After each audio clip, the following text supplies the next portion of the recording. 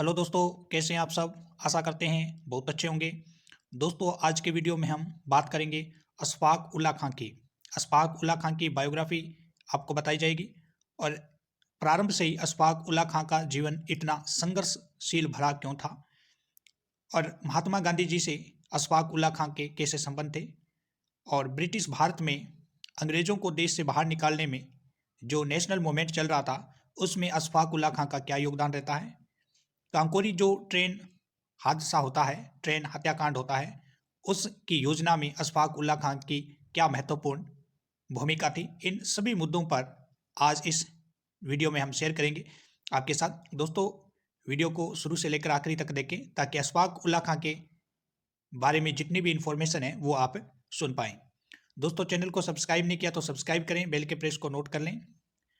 अशफाक उल्लाह खां का जन्म ब्रिटिश भारत के शाहजहाँपुर में शफीकुल्लाह खां और मजरून मजरूनिसा के घर हुआ। मतलब अशफाकुल्लाह खां के पिता का नाम था शफीकुल्लाह खां और माता का नाम था मजरूनिसा।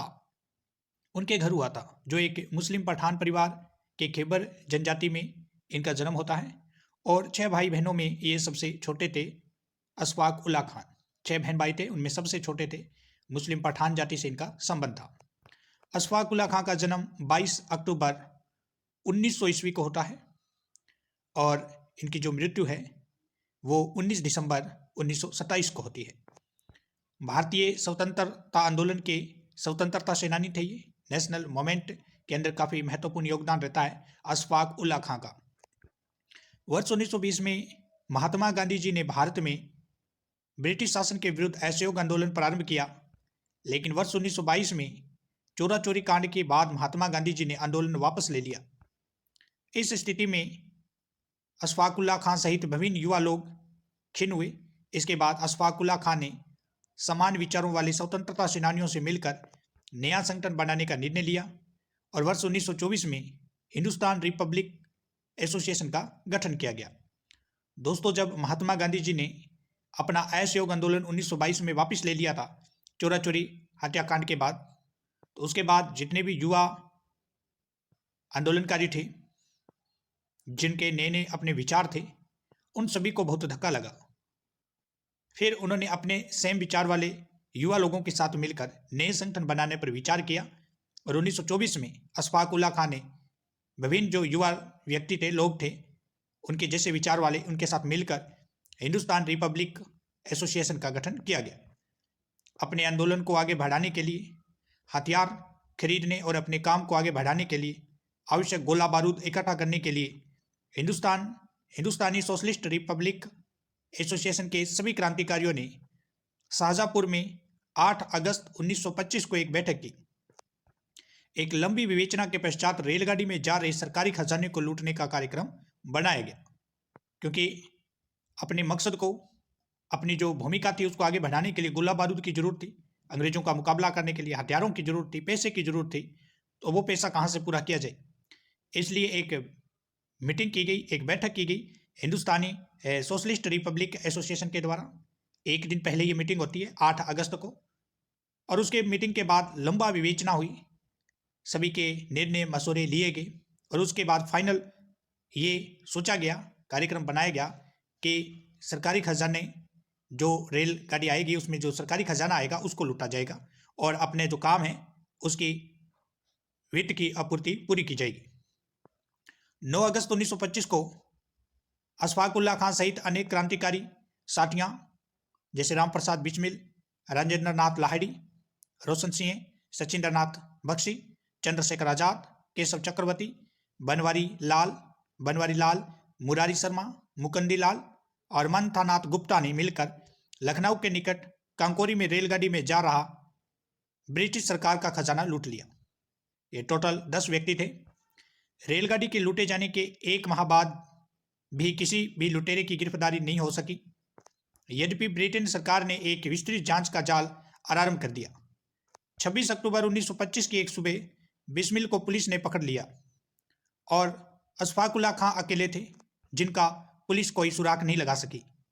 वो छुपते हुए बिहार से बनारस चले गए, जहां उन्होंने 10 माह तक एक अभियांत्रिकी कंपनी में काम किया। उन्होंने अभियांत्रिकी के आगे के अध्ययन के लिए विदेश में जाना चाहते थे।